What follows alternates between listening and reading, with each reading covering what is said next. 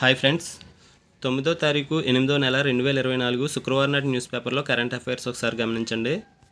జపాన్లో భారీ భూకంపం అని చెప్పి ఒక ఆర్టికల్ రాయడం జరిగింది. ఇటీవల కాలంలో జపాన్లో సంభవించినటువంటి భూకంపం రిక్టర్ స్కేల్ మీద ఎంత తీవ్రత చూపించింది అని అడుగుతాడు.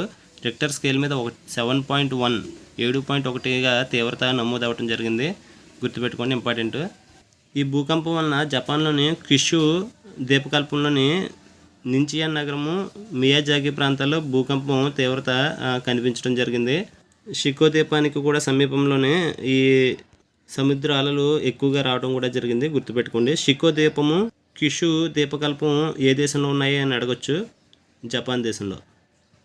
జమ్మూ కాశ్మీర్లో తక్షణం ఎన్నికలు జరగాలి అని చెప్పి ఒక ఆర్టికల్ రాయడం జరిగింది.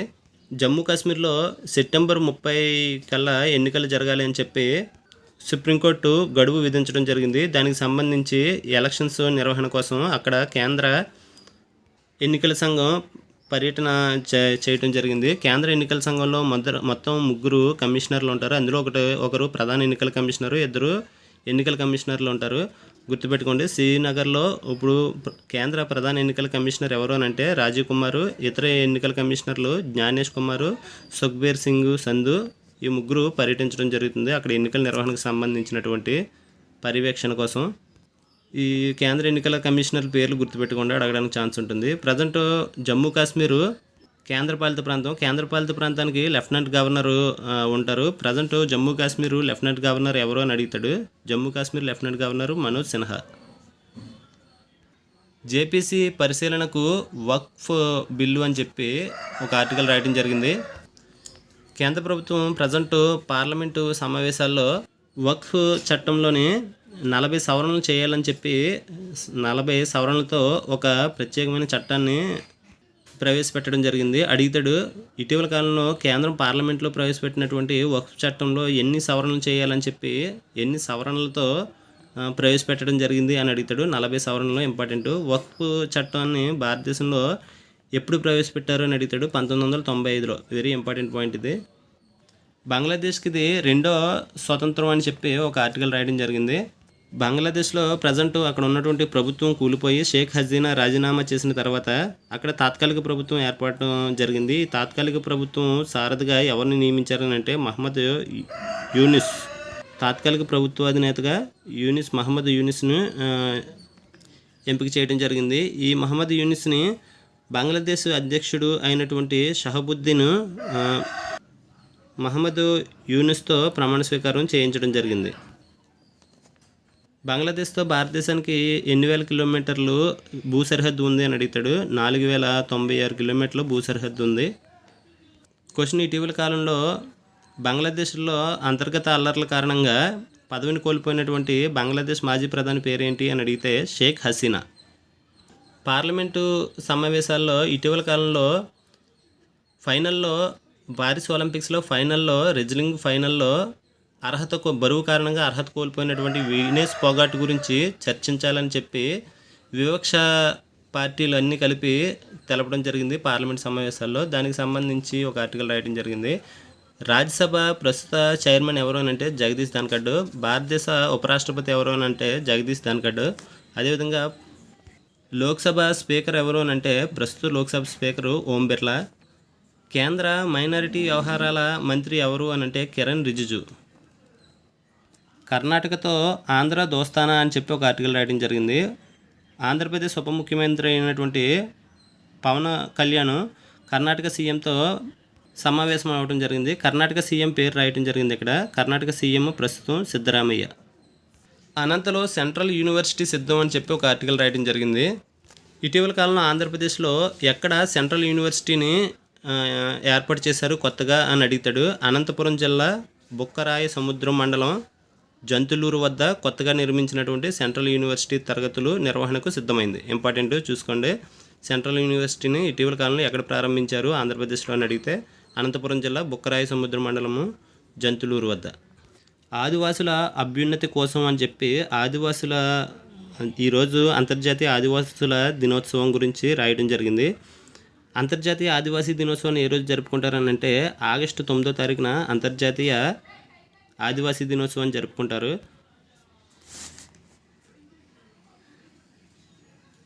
ఇందులో కొన్ని దేశాల్లో ఉన్నటువంటి ఆదివాసీల జాతుల గురించి, అదేవిధంగా భారతదేశంలో కొన్ని రాష్ట్రాల్లో ఉన్నటువంటి ప్రత్యేకమైన ఆదివాసుల గురించి రాయడం జరిగింది. ఆ ఆదివాసుల పేర్లు గుర్తుపెట్టుకోండి, ఇంపార్టెంట్. ఐక్యరాజ్య సమితి అంచనాల ప్రకారం ప్రపంచవ్యాప్తంగా 90 దేశాల్లో ఆదివాసులు నివసిస్తున్నారు. అడిగితాడు క్వశ్చను. ఇటీవల ఐక్యరాజ్య సమితి అంచనాల ప్రకారం ఎన్ని దేశాల్లో ఆదివాసీలు నివసిస్తున్నారని చెప్పి తెలపడం జరిగింది అని అడిగితే 90 దేశాల్లోని. వీరి జనాభా ఎంత అంటే 48 కోట్లు. ఇండియాలో ఎన్ని వందల మంది ఆదివాసీ తెగలు ఉన్నాయి అని అంటే 705 ఆదివాసీ తెగలు ఉన్నాయి. అంతర్జాతీయ స్వచ్ఛంద సంస్థ సర్వైవల్ ఇంటర్నేషనల్ అధ్యయనం ప్రకారం బ్రెజిల్లోని అకౌంటుసు ఆవా తెగలు తమ అస్తిత్వాన్ని పూర్తిగా కోల్పోతున్నాయి. అడిగితాడు అకౌంటిసు ఆవా తెగలు ఏ దేశంలో ఉన్నాయి అని అడిగితే బ్రెజిల్లోని. అదేవిధంగా ఎఫో కవా హివా బ్రెజిల్లోనే ఉంది ఆదివాసీ తెగ. అదేవిధంగా మాస్కో పెరూలో ఉంది. అయోరియో పరాగ్వే దేశంలో ఉంది. పలవాన్ ఫిలిప్పీన్స్లో ఉంది. అదేవిధంగా అండమాన్ నికోబార్ దీవుల్లో జార్వాసు సెంటినలీస్ తెగలు ఉన్నాయి. గుర్తుపెట్టుకోండి ఏ తెగలు ఏ దేశంలో ఉన్నాయి, ఏ రాష్ట్రంలో ఉన్నాయి అన్నది. అటవీ హక్కుల చట్టాన్ని ఏ సంవత్సరంలో చేశారని అడిగితాడు. భారతదేశంలో 2006లో చేయడం జరిగింది. అదేవిధంగా పిసా చట్టాన్ని ఏ సంవత్సరంలో చేశారంటే 1996లో చేయడం జరిగింది. సాగర అల్లకల్లోలం అని చెప్పి ఒక ఆర్టికల్ రాయడం జరిగింది. మంచు పర్వతాలు కరగటం ద్వారానే కాకుండా సముద్ర మట్టాలు పెరుగుతున్నాయి. మంచు పర్వతాలు కరగటం ద్వారానే కాకుండా మానవ కార్యకలాపాల వలన కాలుష్యం పెరిగి సముద్రాలు వేడెక్కడం ద్వారా కూడా సముద్ర మట్టాలు పెరుగుతున్నాయని చెప్పి ఆర్టికల్ రాయడం జరిగింది. ఇందులో 2040 నాటికల్లా విశాఖపట్నంలో 5%, ముంబైలో 10% తీర ప్రాంతం భూభాగం సముద్రంలో కలిసిపోతుందని చెప్పి ఇటీవల కాలంలో ఒక అధ్యయనంలో తెలపడం కూడా జరిగింది. ఇంపార్టెంట్. 2040 కల్లా విశాఖపట్నం ఎంత శాతం భూభాగం కోల్పోతుంది అని అడిగితే 5%, ముంబై ఎంత శాతం అంటే 10% తీర భూభాగాన్ని కోల్పోవడం జరుగుతుంది. ఇంపార్టెంట్. భారతదేశంలో మొత్తం ఎన్ని సముద్ర సరిహద్దు కలిగి ఉన్నటువంటి రాష్ట్రాలు ఉన్నాయి అని అడుగుతాడు. 9 రాష్ట్రాలు సముద్ర సరిహద్దు కలిగి ఉన్నాయి. ఎక్కువ సముద్ర సరిహద్దు కలిగినటువంటి రాష్ట్రం ఏదంటే భారతదేశంలో గుజరాత్. అదేవిధంగా రెండవ ఎక్కువ సముద్ర సరిహద్దు కలిగినటువంటి రాష్ట్రం ఏదంటే ఆంధ్రప్రదేశ్. 974 కిలోమీటర్లతో రెండో స్థానంలో ఉంది. ఈరోజు ప్రతిభలో కొన్ని ముఖ్యమైన కరెంట్ అఫైర్స్ ఇచ్చాడు. అవి ఒకసారి చూడండి. ఇటీవల వార్తల్లో వచ్చిన బోటనీ ఆఫ్ ఎఫైర్ పుస్తక రచయిత ఎవరు? ఆన్సర్ భాను సుబ్రహ్మణ్యం. గుర్తుపెట్టుకోండి. పుస్తకాలు రచయితలు ఎవరు అని చెప్పి కొత్తగా రాసినటువంటి పుస్తకాలు వాళ్ళ రచయితలు రచించిన వాళ్ళు ఎవరు అనేది ఖచ్చితంగా గుర్తుపెట్టుకోండి. క్వశ్చన్ ఖచ్చితంగా పుస్తకాలకు సంబంధించి గ్రంథ రచయితలకు సంబంధించి క్వశ్చన్ ఖచ్చితంగా వస్తుంది. నెక్స్ట్, యుఎస్ రేడియో షోకు వ్యాఖ్యాతగా వ్యవహరిస్తున్న తొలి భారతీయ నటిగా ఎవరు ఇటీవల చరిత్ర సృష్టించారు? చంద్రిక రవి. ఇంపార్టెంట్. నెక్స్ట్, భారత్లో జారీ చేసిన కరెన్సీ నోట్లకు పూచీకత్తుగా స్వదేశంలో ఎంత మొత్తం మేర బంగారాన్ని అట్టిపెట్టినట్లు 2024కి తాజాగా ఆర్బీఐ విడుదల చేసిన వార్షిక నివేదిక పేర్కొంది? ఆన్సరు 308 టన్నుల బంగారం.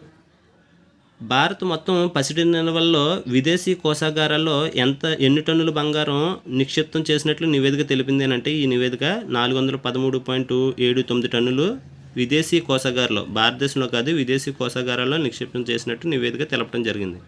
చెక్కుల క్లియరెన్స్ కొన్ని గంటల్లోనే అని చెప్పి ప్రస్తుతం ఆర్బీఐ గవర్నరు తెలపడం జరిగింది. ప్రస్తుతం ఆర్బీఐ గవర్నర్ ఎవరు అంటే శక్తికాంత్ దాస్. ప్రస్తుతం ఆర్బీఐ 2024-25 ఆర్థిక సంవత్సరానికి వృద్ధి ద్రవ్యోల్బణం ఎంత శాతంగా పరిగణించింది అని అంటే ఆర్థిక వ్యవస్థ వృద్ధి 7.5%గాను, రిటైల్ ద్రవ్యోల్బణం 4.5%గా నమోదు కావచ్చని చెప్పి ఆర్బీఐ అంచనా వేయడం జరిగింది. ఇంపార్టెంట్ ఇవి, ఈ పర్సంటేజ్లు గుర్తుపెట్టుకోండి.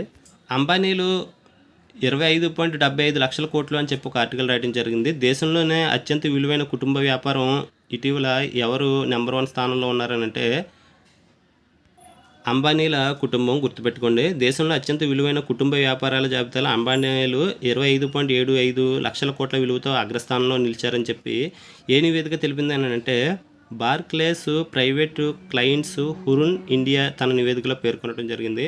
తర్వాత స్థానంలో ఎవరు ఉన్నారంటే బజాజ్ కుటుంబం 7.13 లక్షల కోట్లతో రెండో ప్లేస్లోని, తర్వాత మూడో ప్లేస్లో బిర్లా 5.39 లక్షల కోట్లతో మూడో స్థానంలోనే నిలవడం జరిగింది. వైనాడుకు బాసటగా చిరంజీవి అని చెప్పి ఒక ఆర్టికల్ రాయడం జరిగింది. కేరళ సీఎం పేరు రాయడం జరిగింది. ఇక్కడ కేరళ సీఎం పేరు పినరయి విజయన్.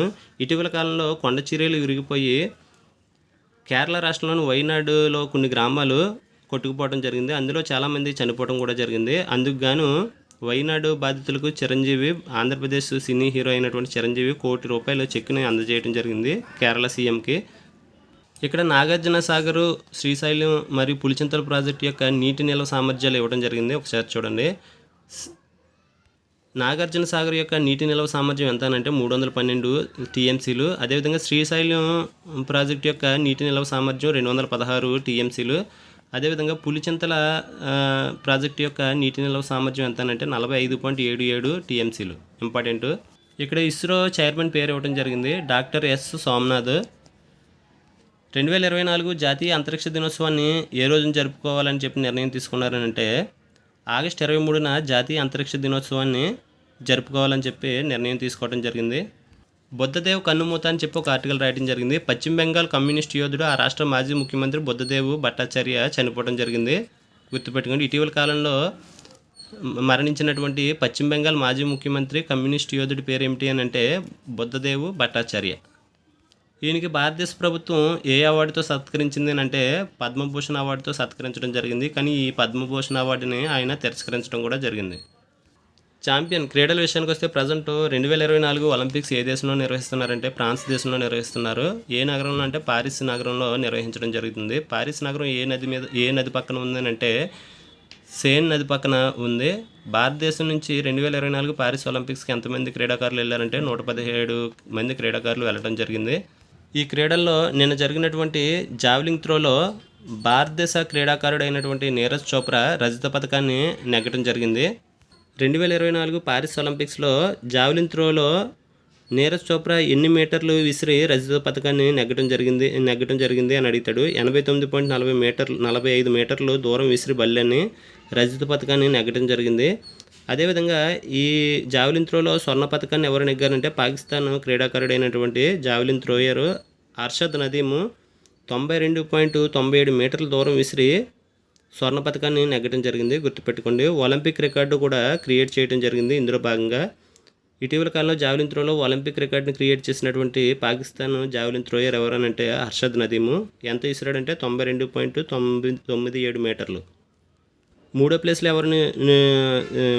ప్లేస్లో కాశీ పథకాన్ని నెగ్గినటువంటి క్రీడాకారుడు ఎవరనంటే ఆండర్సన్ పీటర్స్ గ్రెనడాకి చెందిన క్రీడాకారుడు. 88.54 మీటర్లు విసిరి కాశీ పథకాన్ని సాధించడం జరిగింది. మరొక వైపు ఇండియన్ హాకీ కూడా కాశీ పథకాన్ని హాకీలో నెగ్గడం జరిగింది. గుర్తుపెట్టుకోండి. సెమీస్లో 2-1 తేడాతో స్పెయిన్ మీద విజయం సాధించి ఇండియన్ పురుషుల హాకీ టీము కాశీ పథకాన్ని నెగ్గడం జరిగింది. 2024 పారిస్ ఒలింపిక్స్లో పురుషుల హాకీ టీంకి ఏ మెడల్ వచ్చింది అని అడుగుతాడు. కాశీ పథకం.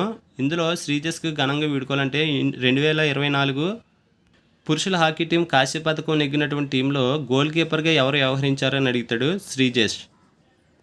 క్వీన్స్దే 400 మీటర్ల పసిటీ అని చెప్పి ఒక ఆర్టికల్ రాయడం జరిగింది. 2024 పారిస్ ఒలింపిక్స్లో కీన్స్ హాల్ సత్తా చాటాడు. 400 మీటర్ల పరుగులో ఈ అమెరికా స్టార్ స్వర్ణం ఎగరేసుకుపోయాడు. ఫైనల్లో హాల్స్ 43.40 సెకండ్లలో లక్ష్యాన్ని పూర్తి చేసి స్వర్ణ పథకాన్ని నెగ్గడం జరిగింది.